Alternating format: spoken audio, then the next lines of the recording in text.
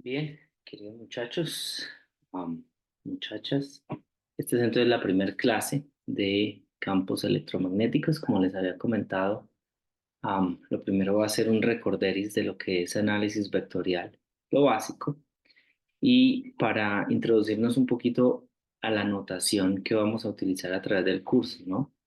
Am, Cómo vamos a llamar vectores, cómo lo llama el libro, guía y todo eso. Entonces empecemos de una vez. Vectores y escalares. Sabemos que hay cantidades escalares, hay cantidades vectoriales. Una cantidad escalar es aquella que se describe completamente al asociarle un número real, por ejemplo, la masa, la temperatura, el voltaje, la corriente. A diferencia de un vector, que es una cantidad escrita cuando necesitamos, además de un número real, una dirección en el espacio. Por ejemplo, la velocidad, la fuerza, el campo eléctrico, el campo magnético. Todas esas cosas tienen una magnitud y tienen una dirección en el espacio. Supongamos que yo tengo vectores A y B. Yo puedo asociarles un álgebra. ¿Por qué? Lo que sucede es que estos vectores son como la evolución de los números. Los números desde preescolar son objetos matemáticos con los cuales nosotros podemos jugar. Y jugar significa operar. Suma, resta, multiplicación, división. Estos señores vectores no son más que unos objetos matemáticos nuevos y también los puedo operar. La primera propiedad y la más sencilla es que si tengo un vector, yo puedo definir el negativo del vector simplemente con la misma magnitud, solo que en direcciones diferentes. Otra que no está acá, pero que quizás voy a añadir, es, por ejemplo, si yo tengo otro vector aquí que llamo, qué sé yo, déjame ponerlo acá. Tengo otro vector que yo llamo C, vector D, llamémoslo. Yo puedo decir que A es igual a D. ¿Por qué? Porque son paralelos, tienen la misma magnitud y además, al ser paralelos, tienen el mismo ángulo, es decir, la misma orientación. Ahí digo que son equivalentes. Cuando tengo vectores, yo los puedo sumar y restar, entendiéndolo como la suma aritmética. La suma me da un nuevo vector y es independiente del orden que tome. La resta la voy a definir como una suma con el inverso de uno de los vectores. Ustedes allá en su cálculo 1 veían el método del paralelogramo o el método cabeza y cola. Fíjense que aquí A más B me lleva al verdecito que es A más B. O también pude haberme ido por B más A, que me da exactamente el mismo número. También puedo hablar de multiplicación, en específico multiplicación por un escalar. Supongamos que tengo una suma de dos escalares y una suma de vectores. Yo hago propiedad distributiva am, en cada una de las parejas que haya y obtengo estos cuatro términos. Cada término, el efecto que va a tener es, si tengo un vector b y lo multiplico por 2 o 3, pues voy a tener que todas las magnitudes de estos vectores se van a ver multiplicados por 2 o 3 según sea el caso. Además, como R y S pueden ser fracciones, entonces estoy definiendo de una vez la división por un escalar, ¿vale? Y ahorita vamos a hablar, ok, ¿qué pasa si yo quiero multiplicar vectores? ¿Qué posibilidades puede tener? Para eso necesitamos primero mirar el sistema de coordenadas rectangular. Ese sistema de coordenadas rectangular es como la esquina de una habitación, ¿cierto? Si quieren, miren ahí en la habitación en donde estás, busquen una esquina y ahí tienen las coordenadas X, Y, Z. Eh, unas propiedades de estas coordenadas rectangulares es que son ortogonales entre sí, es decir, aquí hay 90 grados entre X y Y, entre Y y Z hay 90 grados y entre X y Z también hay 90, ¿vale? El origen es este puntito acá. Una vez tengo este sistema de coordenadas, yo puedo poner un punto en ese espacio de las coordenadas rectangulares. Acá tengo dos puntos, ¿vale? Este es mi origen. Y tengo el punto 2, menos 2, 1, que es el punto Q, y el punto P, que es 1, 2, 3. ¿Qué significa? Cada entrada significa qué tantos pasos me voy a mover en la coordenada específica. La primera para X, la segunda para Y, la tercera para Z. Este implica 2 en X, me muevo 2 en X, menos 2 en Y a la izquierda y 1 hacia arriba, y Y. Y esto implica 1 en X, perdón, 1 en X acá, luego 2 en Y, que sería acá, y 3 en Z, que estaríamos aquí por este lado, paralelo a esta linecita. ¿Vale? Pues, hasta ahí espero que no haya problemas, son cosas que ustedes ya han visto. Miremos la notación que utiliza el libro y la mayoría de libros. Cuando hablan de vectores, ellos ponen negritas. Acá, pues, como me queda muy difícil hacer eso en negrita, pues yo voy a utilizar la notación normal de R con una flechita en la parte de arriba, ¿vale? Entonces, todo lo que veamos negrita son vectores. Entonces, acá tengo un punto en el espacio P, el cual está determinado por otros vectores. Si se fijan, hay dos letras para cada. ah, sí, una es de la coordenada y la otra es como un vector. ¿Qué es lo que estamos haciendo acá? Que este punto en el espacio, ese vector R, yo lo puedo ver como una suma de vectores X, vector Y vector Z, en donde cada uno de ellos vive solamente en uno de los ejes de mi coordenada cartesiana. Sin embargo, como estos números pueden variar, uno lo que hace es definir, porque para cada vector R yo tendría un vector X, un vector Y y un vector Z diferente. Entonces lo que se hace es definir más bien como acá las baldosas, por decirlo de alguna manera. Y a eso los voy a llamar vectores unitarios. Los vectores unitarios en esta notación vamos a usarlos como A minúscula en X, en Y y en Z. ¿Vale? Al menos en las coordenadas cartesianas. Estos van a ser nuestros vectores unitarios. Usualmente uno utiliza I, J, K o la misma X, Y, Z. Acá pues voy a utilizar el AX, AY, AZ. Escribir un poquito más, pero al menos para seguir la notación del libro. Okay. Propiedades son ortogonales entre sí. Es decir, este forma 90 grados con este, Y con Z también, X con Z. Las mismas propiedades de los ejes. Y acá tengo, por ejemplo, tengo dos puntos en el espacio. Otra vez mi punto Q y otra vez mi punto P. Este es el origen y el vector que une el origen con el punto P lo llamo R sub P.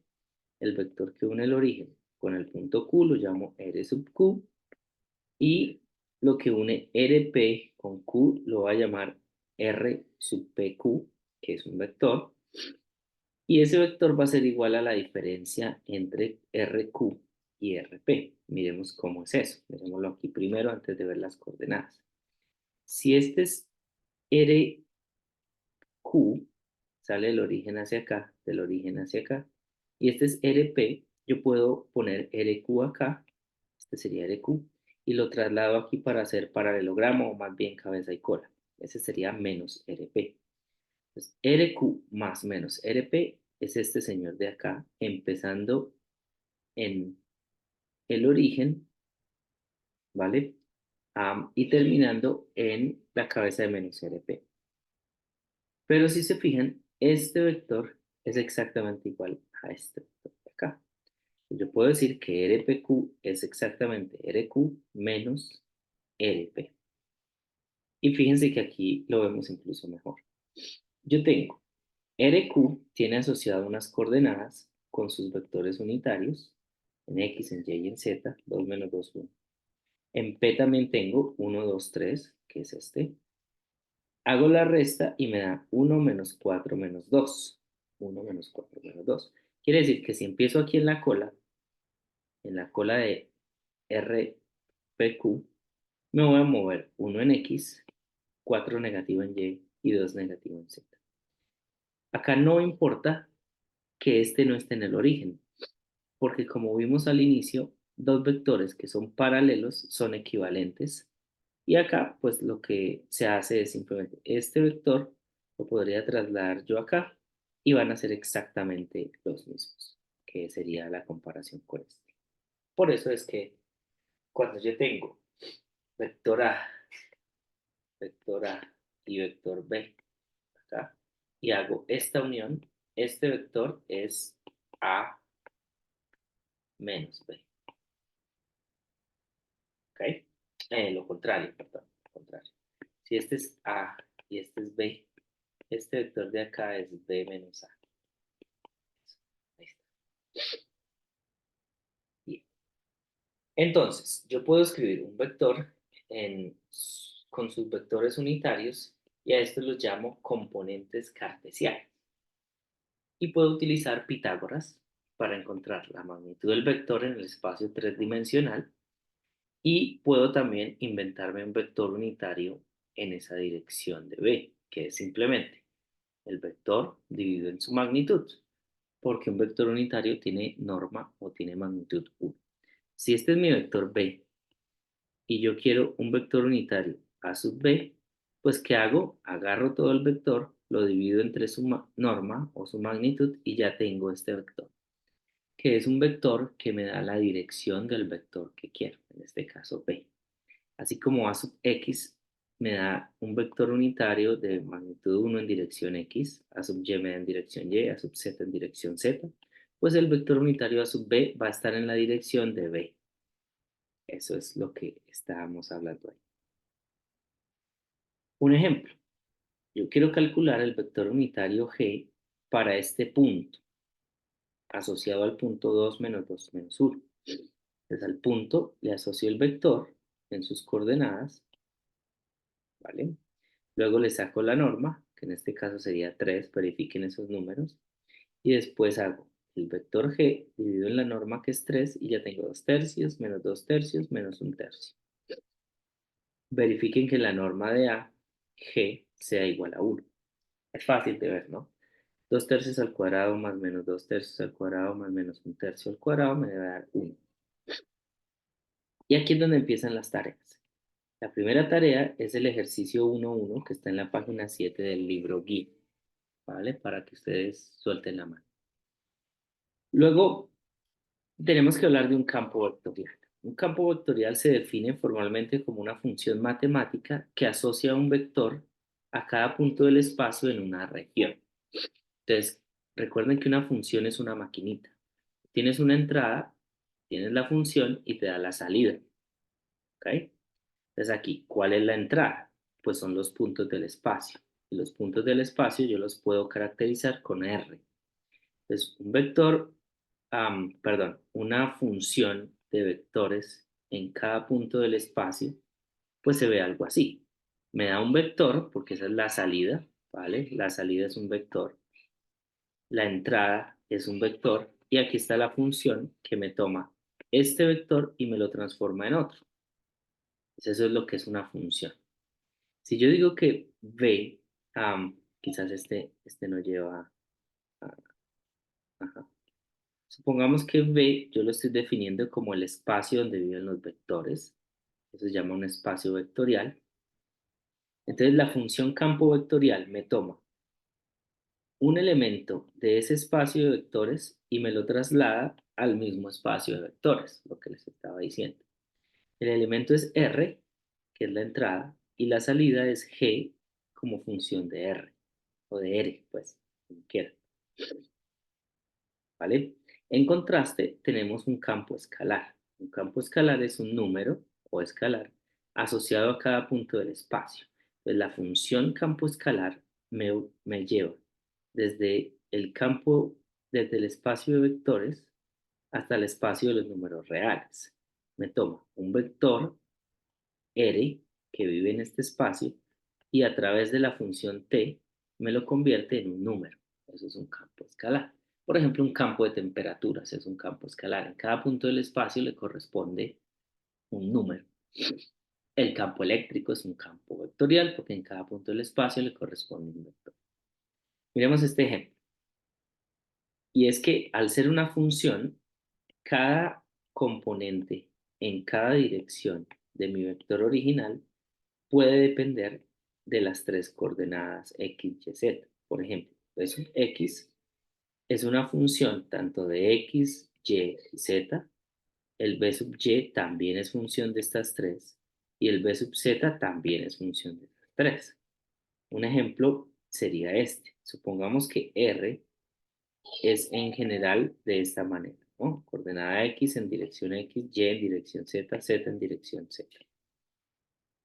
Entonces, el Bx, lo que les decía, puede ser función de las tres, el By función de las tres, el Bz función de las tres. Y un caso particular sería en que By y Bz son cero y Bx depende solamente de Z. ¿Sí ven? Me quito esta y me queda solo la dependencia en Z. ¿Sigue siendo la componente en X? Sí, pero depende de Z, porque es un campo vectorial. Entonces yo podría poner que el vector B eh, tiene esta forma. Es una función de Z, pero es la componente X. Y entonces, para que vean más en detalle eso, vayan a la página 8 y hacen el ejercicio 2. Seguimos con el álgebra vectorial. Ahora, ¿qué pasa si yo agarro dos vectores y empiezo a multiplicarlos entre sí? No con escalares. Hay dos formas. Uno es el producto punto o llamado escalar. En ese caso, tengo dos vectores y los opero y me da un número o un escalar. Ese es el producto escalar.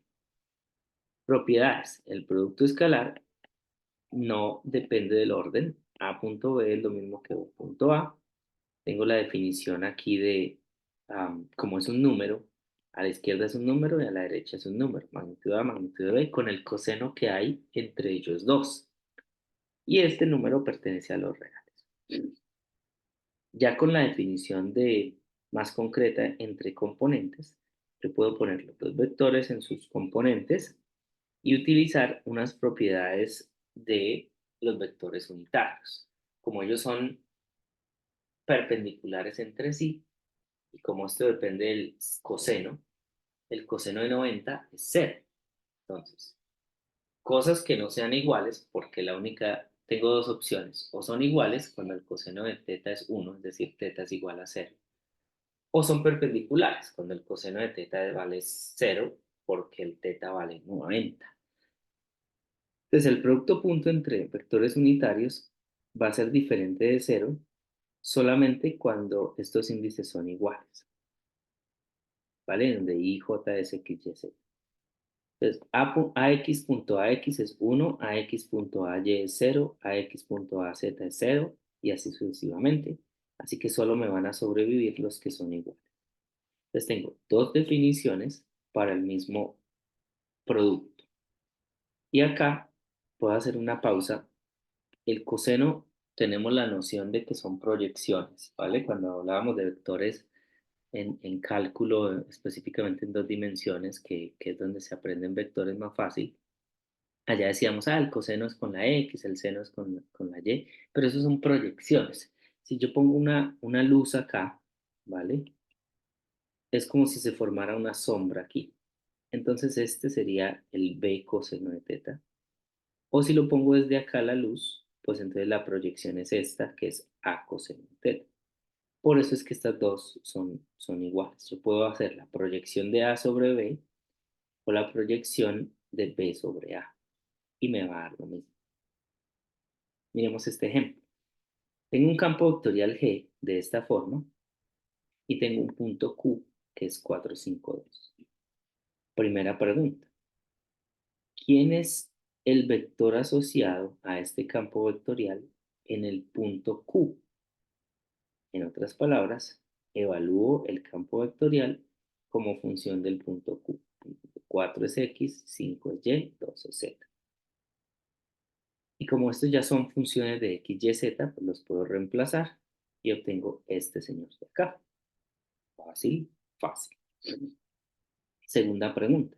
¿Cuál es la proyección de G en un vector normal en el punto Q? Es decir, voy a seguir usando este vector, donde el vector, perdón, no es un vector normal, vector unitario n tiene esta forma.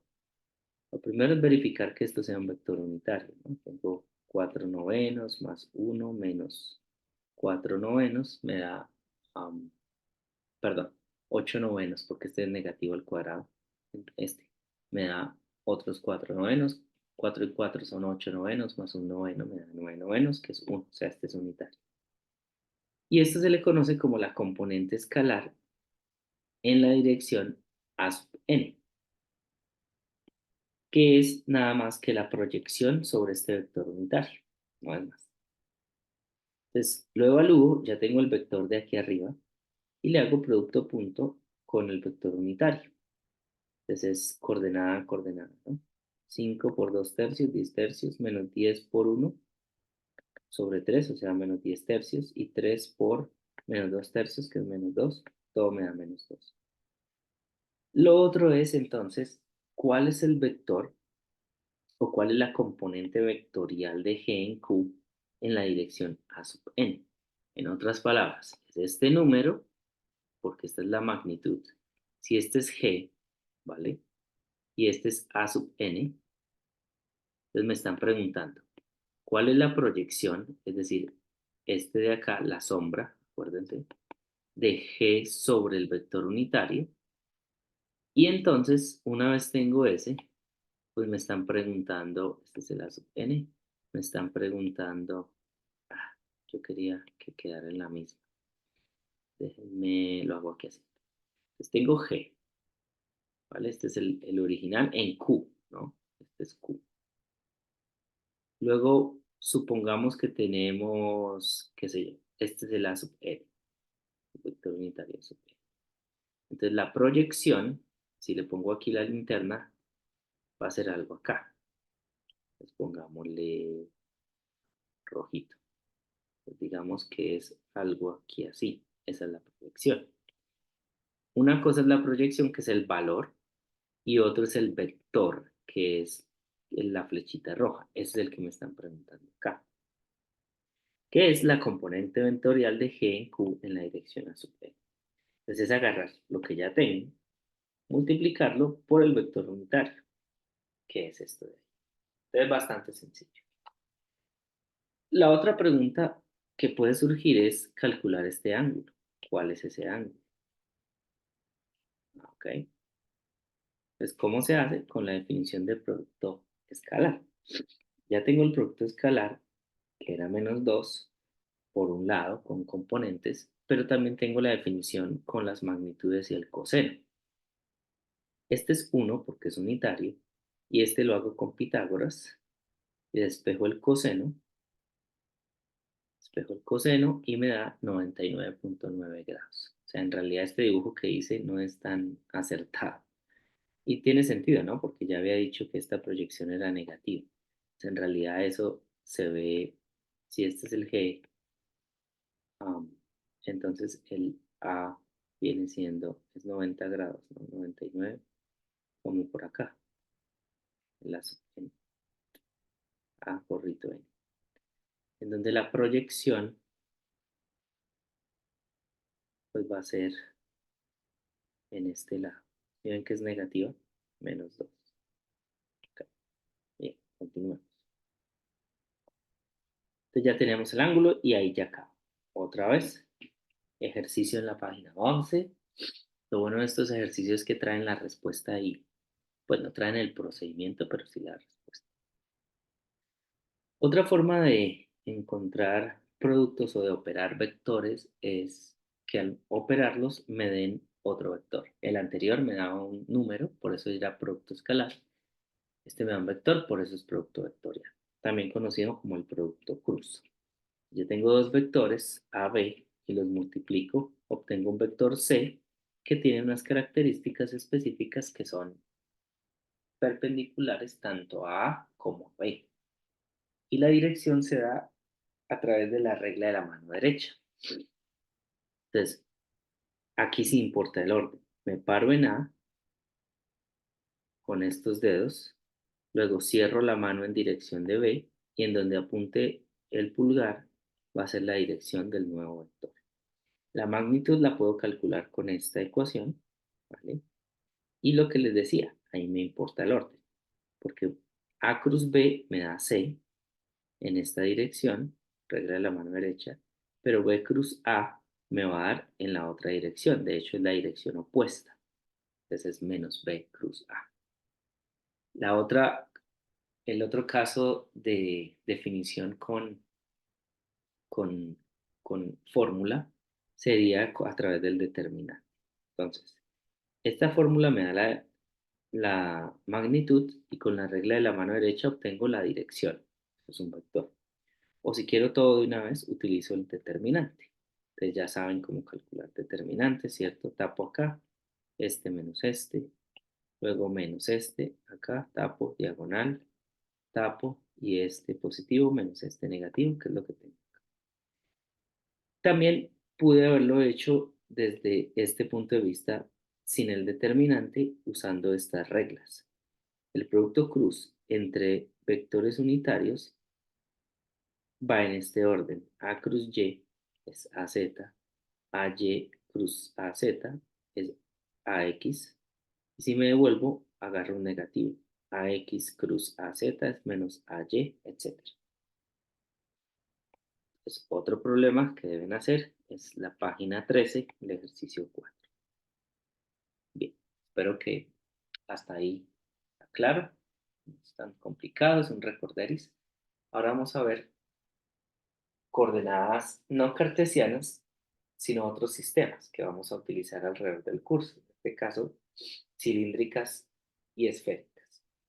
Pues para las coordenadas cilíndricas es muy similar a las polares que usaban en los cursos de física, conversión de cartesianas a polares. Y fíjense que se llaman cilíndricas porque eso arma un cilindro. Tengo las polares, que es r θ, y la altura, r θ me genera un círculo, y la altura que me da la altura del cilindro, ¿vale?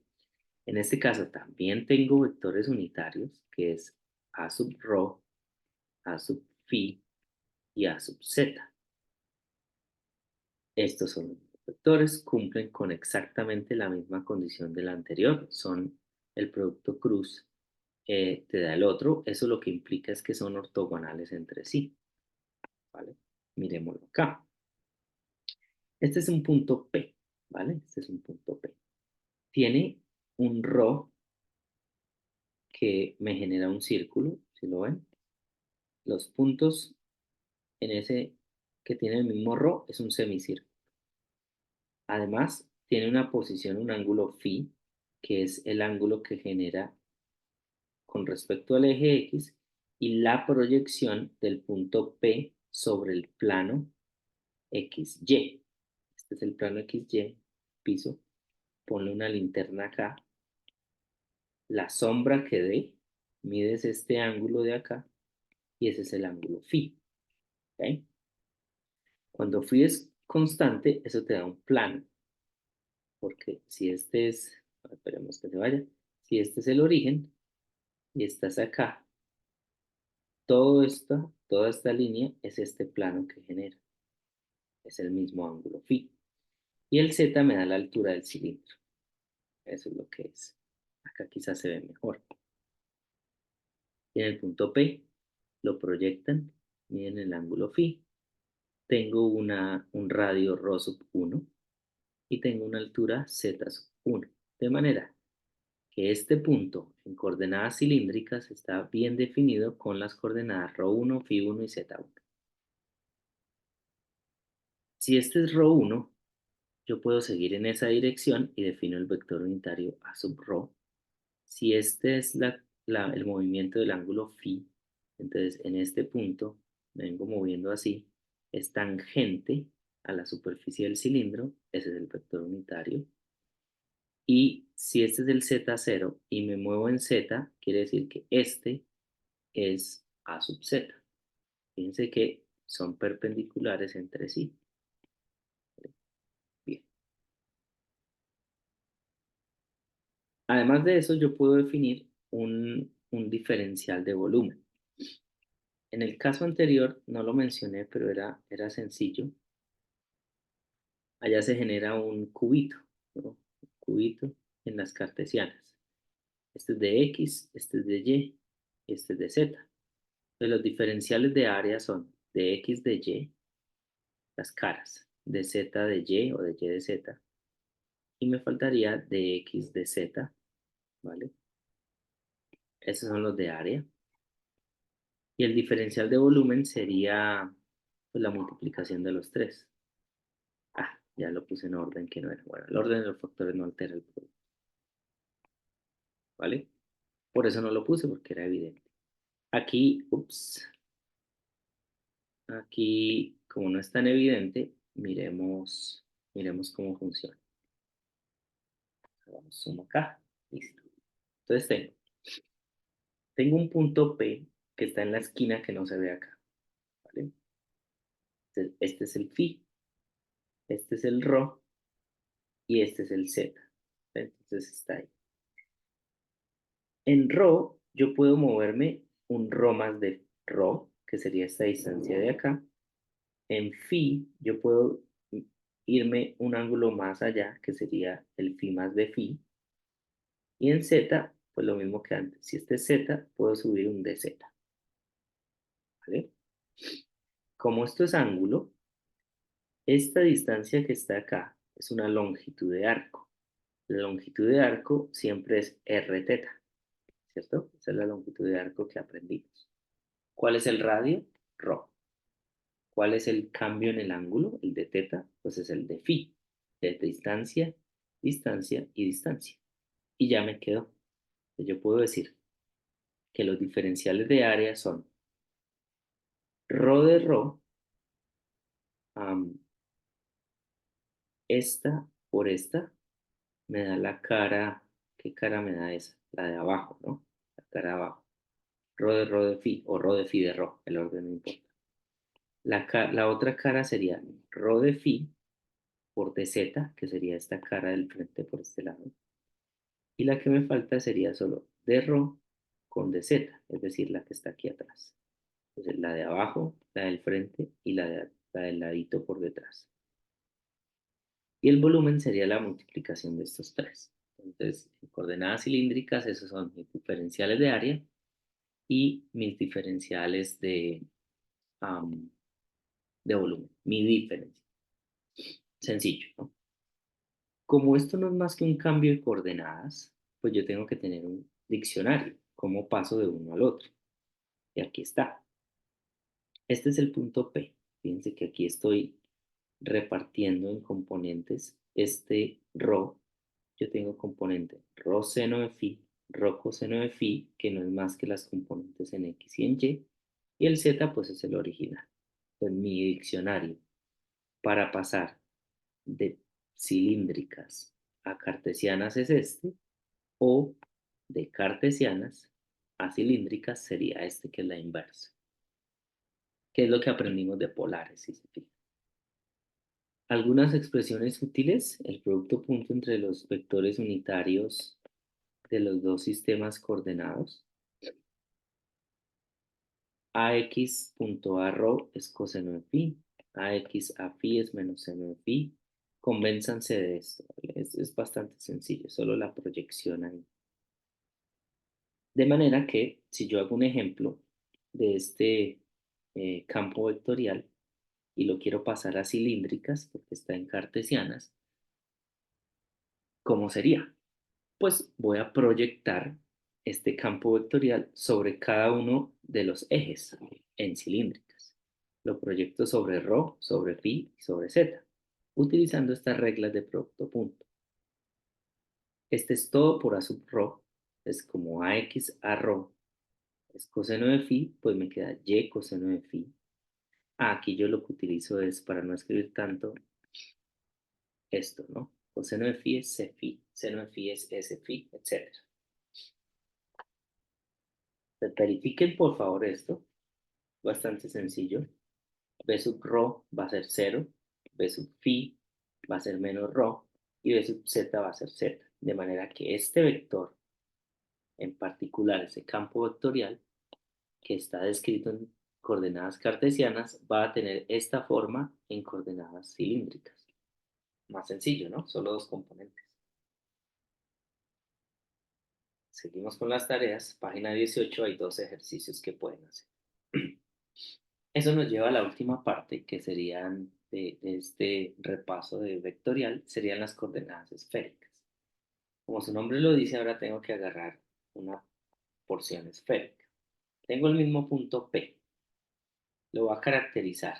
La distancia es del origen, que llamo radio, el ángulo mismo de antes, que esta sería la proyección y el ángulo de antes, y además el ángulo que sale del eje vertical hacia donde está el vector que está definiendo el punto P. ¿Vale? Entonces, tenemos el punto P. Este teta, si se fijan, si hago una revolución acá, me da un cono. Este phi, ¿vale? Me da un plano, que es este de acá. Y el r constante, pues me genera una esferita. Eso es como la vista de un punto P. ¿Qué es un punto P? Lo mismo. Cualquier vector del espacio va a tener coordenadas en las diferentes vectores unitarios, direcciones, a sub r, a sub teta y a sub phi, con la condición de que esos vectores unitarios son perpendiculares entre sí, porque es una base, y vamos a tener lo siguiente. Miren acá, aquí está la base, en un punto P, el vector unitario a sub r es paralelo al r, el a sub phi es paralelo a la dirección de phi, es decir, es tangente a la superficie esférica, y el a sub teta, que viene aquí bajando, también es tangente a la superficie esférica. Pues en el punto P se puede observar que estos tres son perpendiculares entre sí. Miremos el elemento de área y de volumen. Tenemos algo similar a lo de antes.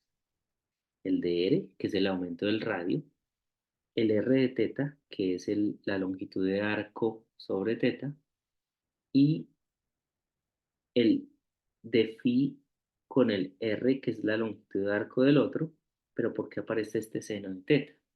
Bueno, el seno de teta viene de la proyección de este R sobre el plano XY. ¿Cómo es eso? En Z, si yo lo proyecto como es teta, eso me da R coseno de teta. Fácil, esa es la proyección sobre Z.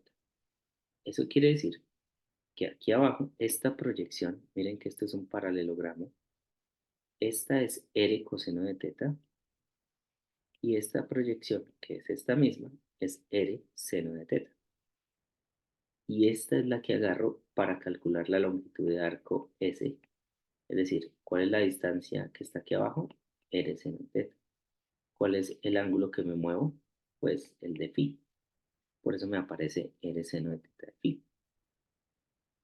Y de esa manera tenemos las áreas, que es R de R de teta, por un lado, que son estas dos, R seno de teta de R de phi, que sería este por este, y estos dos me dan R cuadrado, seno de teta por de phi, que es este de ahí. Y el volumen es la multiplicación de las tres. Y el diccionario sería este, lo que les decía ahorita. Tengo en Z es fácil, luego la proyección sobre el XY es mi nuevo radio, por decirlo así, y tengo coseno y seno de phi, coseno con X, seno con Y. Para pasar de una al otro, específicamente de cartesianas a esféricas, voy aquí así. Esto es para pasar de esféricas a cartesianas, y esto es pasando de cartesianas a esféricas. Lo mismo de siempre, ¿no? Es la generalización de dos dimensiones, con algunas condiciones ahí. Lo mismo de antes, el producto punto entre coordenadas cartesianas de vectores unitarios y vectores unitarios de esféricas sería este. AX unitario, punto. AR unitario es esto. Y así con todos, ¿vale? Tienen la tablita. Y un ejemplo entonces sería similar al anterior. Tengo un campo vectorial que está solamente componente X y lo tengo que pasar a esféricas. ¿Qué es pasar a esféricas? Es proyectar sobre los nuevos vectores unitarios. G sub r, G sub teta y G sub phi. Hago el producto punto entre el campo vectorial y cada uno de estos vectores unitarios utilizando la tablita que tengo acá. AX, AR es este, tan, Recuerdo que X y Z y Y están escritos así en términos de R. Reemplazo estos, opero y encuentro una ecuación. Lo mismo para G teta, lo mismo para G phi.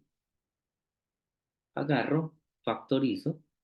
Estos son la clase de detalles que, que si bien les muestro la solución, yo espero que ustedes puedan hacerlo, ¿vale? Seguir el cálculo y soltar la mano, porque no sea que me equivoque de vez en cuando en algún signo o algo. Y acá, pues tenemos el campo vectorial final escrito en términos de coordenadas esféricas. Y bueno, tienen unos ejercicios aquí en la página 22 y tenemos estos problemas al final. Recuerden que estos problemas los entregan no la siguiente clase, que sería el, ¿cuándo? El lunes, sino de este lunes en 8. O sea, tienen más de semana y media para que jueguen. Son fáciles. Esto es lo más básico que vamos a ver. Ya después vamos a ir agarrando confianza. En total creo que son 10 ejercicios. A ver, aquí hay 5 y 8. No, son más. Son 13 ejercicios que tienen para divertirse. Bien, chicos, pues espero que puedan meterle ganas y bueno, cualquier cosa ahí estaré pendiente.